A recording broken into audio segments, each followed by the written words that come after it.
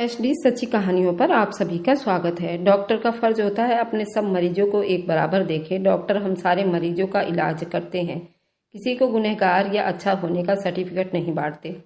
आप मरीज हो, बात को समझने की कोशिश करो। अगर ये तवायफ है तो मुझे इस सब से कोई फर्क नहीं पड़ता। मैं उनका इलाज करने की भरपूर कोशिश करूंगा। मैं ये सब बातें अपने सामने खड़े एक 13 साल के लड़के को समझा रहा था। जबकि वो बक बक कर रहा था, वह कहने लगा, डॉक्टर साहब, ये औरत मेरी माँ जैसी है, मुझे बहुत प्यारी है, उससे कुछ ना हो जाए। अगर ये इस दुनिया से चली गई तो मैं भरी दुनिया में बेसहारा हो जाऊंगा। मैंने उस लड़के के कंधे पर हाथ रखा और बोला, तुम बेफिक्र हो जाओ, मरीज को कुछ नहीं होगा, वे ठीक हो जाएंगी। तुम अब आराम से घर जाओगे। लड़का मेरा धन्यवाद करते हुए घर चला गया। आज सुबह ही अस्पताल में एक 35 साल की औरत को लाया गया था। मुझे थोड़ी जानकारी के हिसाब से बताया गया था कि रानी आज सुबह बेहोश हो गई थी। जब होश आया तो खून की उल्टी करने लगी। ये लड़का, जिसका नाम उत्तम था, यही रेखा को अपने साथ लेकर आया था। उसने मुझे बताया कि हम लोग बदनाम गली से संबंध रखते हैं, ये औरत एक तवायफ है। उत्तम को यही डर था कि जब मुझे पता चल जाएगा कि वह औरत एक तवायफ है तो मैं उसका इलाज नहीं करूँगा। मैंने उस लड़के को यकीन दिलाने की बहुत कोशिश की। मुझसे जो कुछ हो सकेगा मैं उसकी जान बचाने के लिए मैं ज़रूर करूँगा। मैंने रानी के सारे टेस्ट कर लिए थे, मगर ये बात सामने आई थी कि उसे तो कैंसर हो चुका है और अपनी बीमारी के आखिरी स्टेज पर है। उसकी जान बचाना नामुमकिन था। मुझे अफसोस था, मगर फिलहाल मेरे हाथ में अब कुछ भी नहीं था। मैं दूसरे मरीजों को चेक कर रहा था जब एक नर्स मेरे पास आई और कहने लगी, डॉक्टर, रेखा की तबीयत बहुत बिगड़ रही है, आप उसे एक बार आकर देख लीजिए। मैं जल्दी से उठा और रेखा के वार्ड में चला गया था। वह बहुत तकलीफ में थी। अब की बार उसको खून की उल्टी हुई थी। मैंने रेखा से कहा कि तुम तसल्ली से इंजेक्शन लगवा लो। मैंने रेखा को इंजेक्शन लगा दिया। उसके आंखें मूंद ली थी। मेरे हाथ में और कुछ तो नहीं था। मैं अपने मरीज को कम से कम तकलीफ में देखना नहीं चाहता था, इसलिए मैं उसको आराम का इंजेक्शन लगा दिया था। रेखा अब सो गई थी। नर्स चली गई। मैं अभी वापस स्टाफ के कमरे में जाना चाहता था, मगर रेखा के चेहरे की तरफ देखकर मैं रुक गया था। उसके चेहरे में खास तरह की कशिश थी। मैं वहीं पर खड़ा होकर उसके चेहरे को बेझिझक देखने लगा था। उसकी आंखें बंद थी, मगर उसके चेहरे की बनावट ऐसा ही महसूस हो रहा था कि उसकी आंखें बहुत बड़ी बड़ी होंगी। उसका नैन नक्श भी भारी भारी, होंठ चेहरे पर और ज्यादा नजर टिका रहे थे। वह एक खूबसूरत औरत थी। बहुत से लोग उसके कदरदान होंगे। रेखा अपने कैरियर के चढ़ाव पर होगी, मगर वह कहाँ जानती थी ये बीमारी उसे अंदर से चट कर रही है और वो मौत के दहलीज पर आकर खड़ी कर गई है। मेरी पर्सनल लाइफ में ऐसा बहुत कम हुआ है कि कोई चेहरा, कोई इंसान मेरे दिमाग से चिपक जाए। रेखा को जब मैंने पहली बार देखा तो ऐसा हरगिज नहीं लगा था कि मैं अपने घर जाने के बाद भी रेखा के बारे में ही सोचता रहूँगा। मगर इस बात में तो कोई शक नहीं था कि रेखा की पर्सनैलिटी बड़ी लुभाने वाली थी। मैं रात भर उसके बारे में सोचता रहा। जब अस्पताल पहुंचा तो सबसे पहले रेखा के ही वार्ड में गया था। उसकी रिपोर्ट देखकर ये जान चुका था कि रेखा कुछ दिनों ही जिंदा रह पाएगी, इसलिए मैं उसके आराम को यकीन बनाना चाहता था। मुझे पता है कि एक तवायफ की जिंदगी बड़ी मुश्किल से बीतती है। मैं ये चाहता था कि रेखा अपनी जिंदगी की आखिरी सांसें आराम और तसल्ली में गुजारे। मैं रेखा के वार्ड में पहुंचा तो वह जाग रही थी। उसके चेहरे पर बड़ी प्यारी सी मुस्कुराहट थी। मैं बोला, आज आप फ्रेश लग रही हैं। मेरी बात सुनकर रेखा हंस दी थी और बोली, मैं मुश्किल हालत से लड़ना जानती हूँ। मैंने मुस्कुरा दिया था। रेखा और भी कुछ बोलने लगी। डॉक्टर, आप मुझे आम औरत मत समझिएगा। घर की पली हुई नाजुक सी औरत और कोठे में रहने वाली औरत में बड़ा फर्क होता है।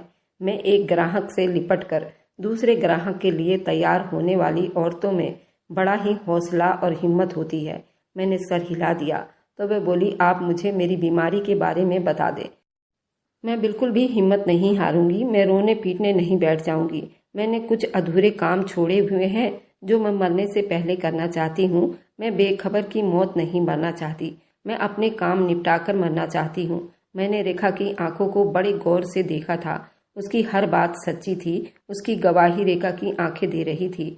मैं बोला, रेखा, तुम्हें कैंसर है, आखिरी स्टेज पर हो। तुम मेरी बात सुनकर रेखा के लबों पर मुस्कुराहट फैल गई थी, यानी वह अपने वादे की सच्ची थी। रेखा बोली, मेरे पास कितने दिन है? मैं बोला, जिंदगी और मौत भगवान के हाथ में है। किसी वक्त ऐसा भी होता है कि मरीज मौत को छोड़कर वापस आ जाता है और हट्टा कट्टा इंसान यूं ही बैठे मर जाता है। मेरी डॉक्टरी तो यही कह रहा है कि तुम्हारे पास दिन बहुत कम है, मगर फिलहाल हर चीज का पता भगवान के पास है। रेखा मुस्कुराकर बोली, डॉक्टर साहब, आपका बहुत बहुत धन्यवाद। आपने मुझसे कोई बात नहीं छुपाई। असल में मरने से पहले मैं 4 धाम की यात्रा करना चाहती हूँ। आपने मुझे सब कुछ सच सच बता दिया है, इसलिए मैं 4 धाम जाकर आपके लिए भी प्रार्थना करूंगी। मैं मुस्कुराया और बोला, तुम अपनी दवाई लेती रहो, बहुत जल्दी ठीक हो जाओगी, फिर तुम 4 धाम भी जा सकोगी। इतना कहकर मैं अपने कमरे में वापस आ गया था। मुझे रेखा की हिम्मत ने हैरानी में डाल दिया था। मैंने तो ऐसे मर्द भी देखे हैं जो मौत के बारे में सुनकर फूट फूट कर रोने लगते हैं। मैंने ऐसे लोग भी देखे हैं जो कई कई दिन मौत से लड़ते रहते हैं। उनकी जान अटकी रहती है, मगर वे दुनिया की चिंता में इस तरह लीन हो चुके होते हैं कि जिसे अपने शरीर से आत्मा को जुदा नहीं होने देते। ऐसे में उन्हें बड़ी तकलीफ होती है। रेखा ने बहुत जल्दी अपनी मौत को स्वीकार कर लिया था। उसका इलाज चल रहा था। कुछ दिन के बाद रेखा से एक आदमी मिलने आया था। इत्तेफाक से उस टाइम भी रेखा के पास में खड़ा उसका चेकअप कर रहा था। रेखा ने मेरी तरफ देखा और बोली, डॉक्टर, क्या आप मेरे जिस्म में इतनी हिम्मत पैदा हो गई है कि मैं 4 धाम का यात्रा कर सकती हूँ? अब मुझे थकावट भी नहीं होती। मैं ज़्यादा देर बैठी रहती हूँ मगर थकती नहीं हूँ। मैं अब 10 मिनट वॉक भी कर लेती हूँ। मुझे लगता है कि मैं अच्छी हो रही हूँ। रेखा के चेहरे पर बड़ी सी मासूमियत फैली हुई थी। एक तवायफ के चेहरे पर मासूमियत मैंने पहली बार ही देखी थी। मैं बोला, रेखा, अभी कुछ दिन और तुम्हारा इलाज होगा, फिर तुम 4 धाम के लिए जा सकोगी। पास खड़ा आदमी हंस दिया था। उसकी हंसी बड़ी मक्कार तरह की थी। मैं बोला, 900 चूहे खाकर बिल्ली चली हज को? डॉक्टर, ये तवायफ है। उसने अपनी जिंदगी में बहुत ज्यादा गुनाह किया है। ये बड़ी बुरी औरत है। उसको ये लगता है कि 4 धाम यात्रा करके अपने पाप धो लेगी और मरने के बाद सीधी स्वर्ग में जाएगी। आप उसे बता दें कि सारी जिंदगी पाप करने वाले 4 धाम यात्रा जाकर स्वर्गीय नहीं बन जाते। मुझे उस आदमी की बातें बहुत अजीब लगी थी। मैं बोला, आप कौन हैं? वह कहने लगा, जिस कोठे में ये तवायफ थी मैं वहीं पर काम करता हूँ। आप मेरे काम को नहीं समझ पाएंगे, इसलिए मुझसे सवाल जवाब मत करिए। मैं बोला, मैं आपके काम को समझ नहीं सकता। क्या आप भगवान के काम को समझ सकते हैं? मैं और आप स्वर्ग और नर्क को बांटने वाले कौन होते हैं? इस सब का फैसला आप भगवान पर ही छोड़ दीजिए। उसने अपने कंधे उचका दिए और फिर बोला, ठीक है, मैं कुछ नहीं कहता, मगर मेरी बात याद रखिए। अगर तवायफ स्वर्ग में जाने लगी तो क्या वह अच्छी औरत जिसने उम्र भर पूजा पाठ यज्ञ किया, व्रत रखे और भगवान के सारे वसूलों को मानती रही, अपनी जिंदगी बिताती रही, भगवान से शिकायत नहीं करेगी? मैं उसके बात को सुनकर चुप हो गया था।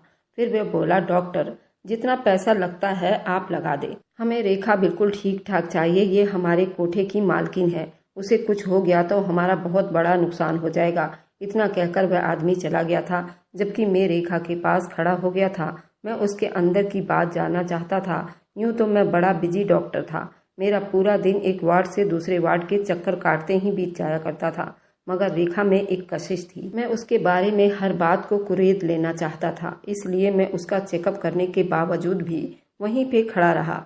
रेखा के वार्ड से उस आदमी के जाने के बाद वह फूट फूट कर रोने लगी। मैं तो घबरा गया था और बोला, क्या हुआ, क्यों रो रही हो? रेखा बोली, मैं स्वर्ग में नहीं जाऊंगी, मुझे माफ़ी नहीं मिलेगी। मैं बोला, तुम ये सब क्यों कह रही हो?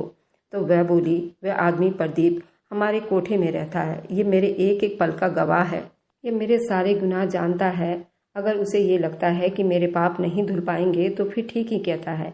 मैं मुस्कुराकर बोला, रेखा, ये रोने की बात नहीं है।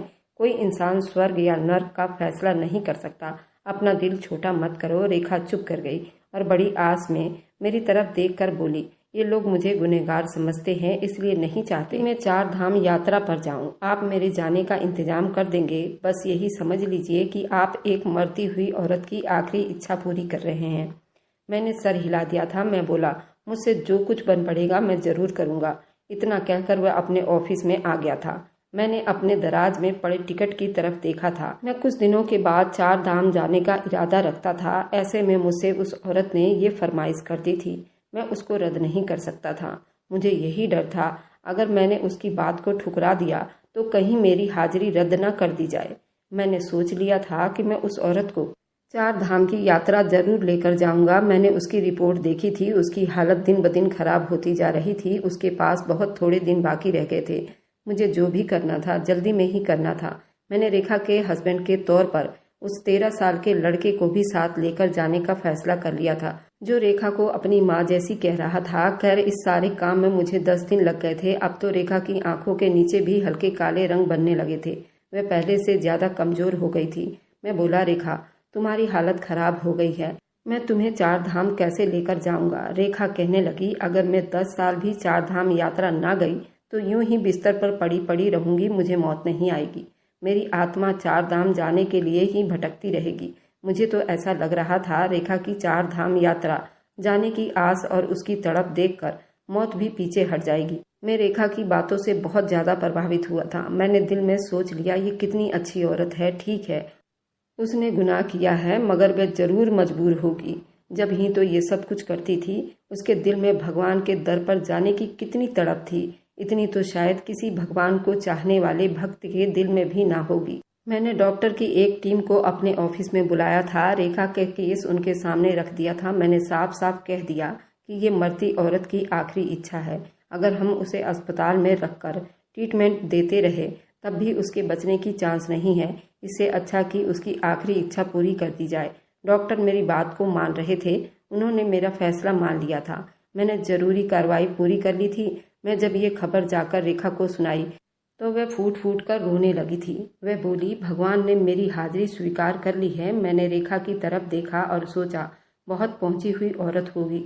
जो लोग उसके बारे में गलत बातें करते हैं वे खुद गलत हैं। कुछ दिनों के बाद हमारे जाने का टाइम भी हो गया था। रेखा और उत्तम को चार धाम के लिए लेकर निकल गया था। ये बड़ा ही देवी शक्ति सफर था। रास्ते में रेखा और उत्तम भगवान की माला जाप करते रहे। एक पल भी ऐसा नहीं बीता था कि उनकी जुबान पर भगवान के नाम न हो। मैं ये सवाल पूछे बिना रह नहीं पाया था, रेखा, क्या तुम केदारनाथ नहीं जाओगी? क्या हरिद्वार से ही लौट कर आ जाओगी? रेखा कहने लगी, मैंने अपनी जिंदगी में बहुत पाप किए हैं। मैं किस मुंह से केदारनाथ जाऊंगी?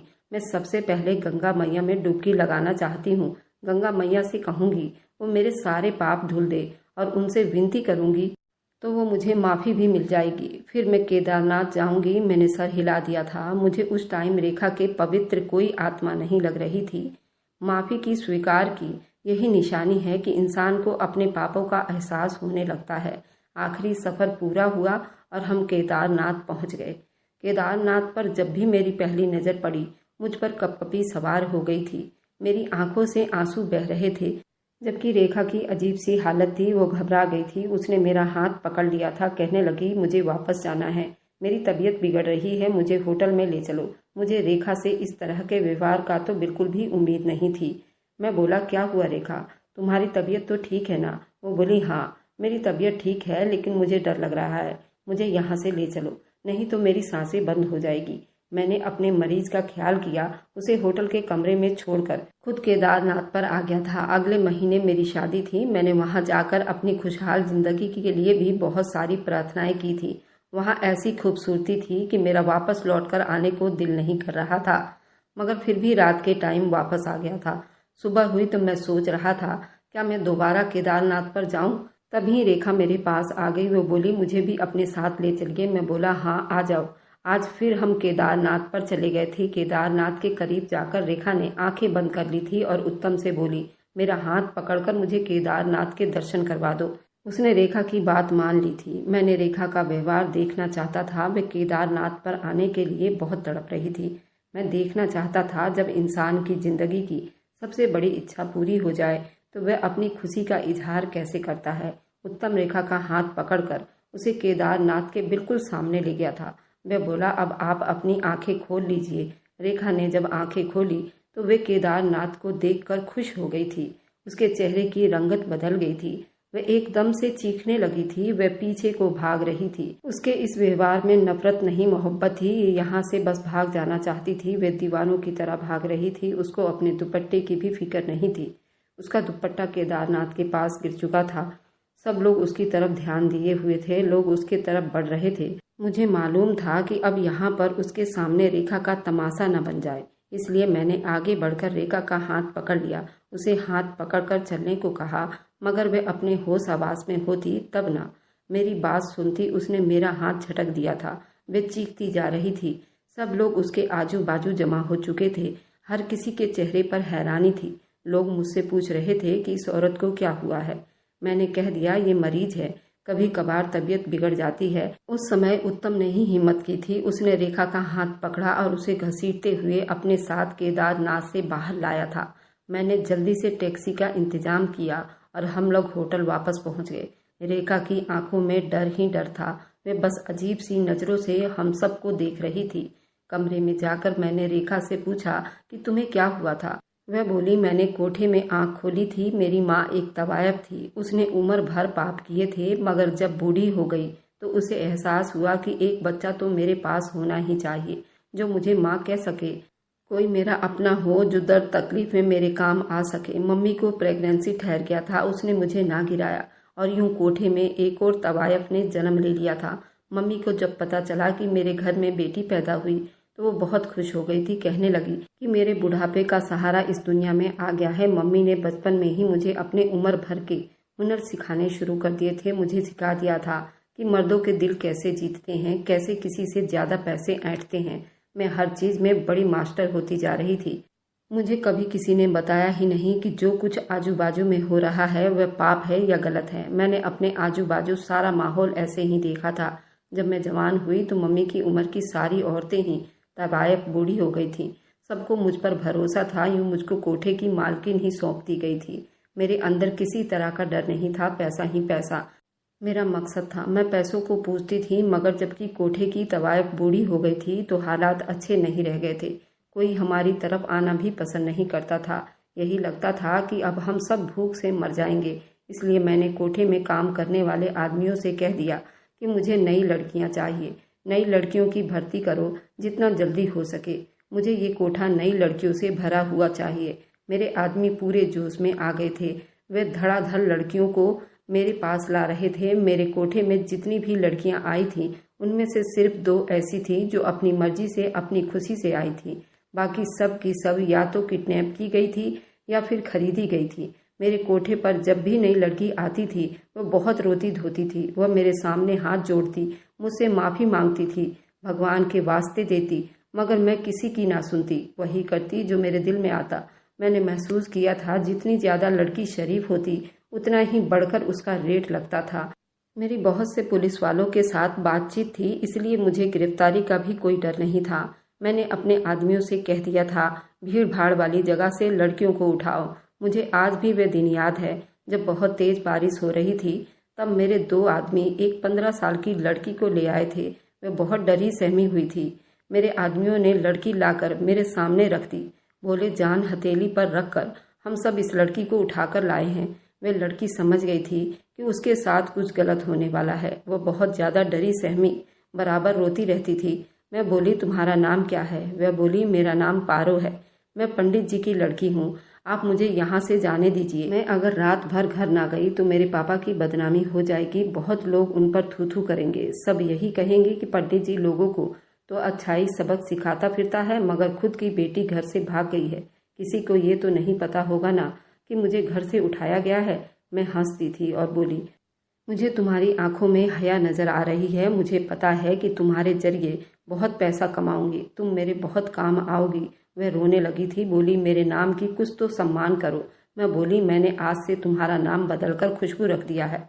वो बोली, तुम्हें माँ पार्वती की कसम है, मैं उनके भक्त की बेटी हूँ। मेरी आंखों में हया है क्योंकि मैंने अपनी पूरी जिंदगी भगवान जी के चरणों में बिताए हैं। मेरे पापा ने भी अपनी पूरी जिंदगी भगवान जी की सेवा में बिताए हैं। मैं ऐसी जगह पर रही तो अपना दम तोड़ दूंगी। मैं उसकी बातें सुनकर हंस रही थी। फिर उसके मुंह पर थप्पड़ मारकर बोली, तुम एक तवायफ के सामने ये सब नाम लेकर सोच रही हो कि तुम्हें जाने दूंगी?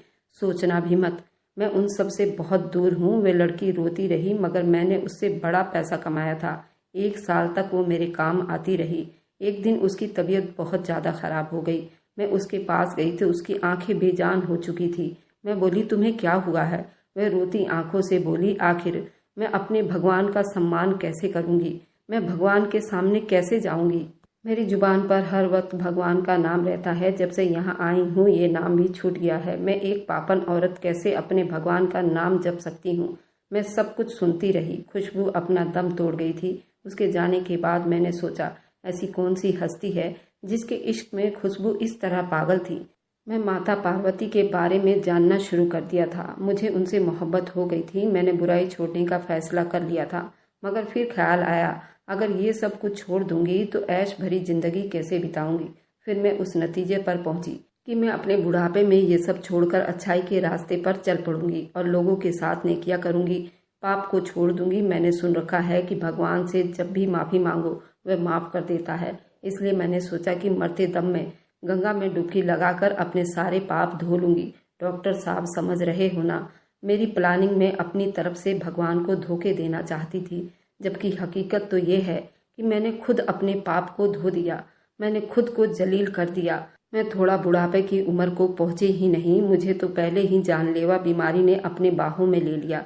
जब मुझे पता चला कि मेरी मौत करीब है तो मैंने सोचा क्यों ना 4 धाम यात्रा करके अपने पापों को धो लूं। वे जो आदमी अस्पताल में मुझसे मिलने आया था उसने आपसे ठीक ही कहा था। मैं बहुत पापन हूँ और मेरी जिंदगी के एक एक पल को वह अच्छी तरह से जानता था। वह सच ही कह रहा था। मैं रेखा की सब बातें बड़ी तसल्ली से सुनी थी। फिर मैंने बोला, ठीक है, मैं सब समझ गया हूँ, लेकिन अब तुम ये बताओ कि तुम रो क्यों रही थी और चीख क्यों रही थी। वह बोली, डॉक्टर, मेरा रोना बनता था। मैं अपनी माफ़ी की उम्मीद पर यहाँ आई थी।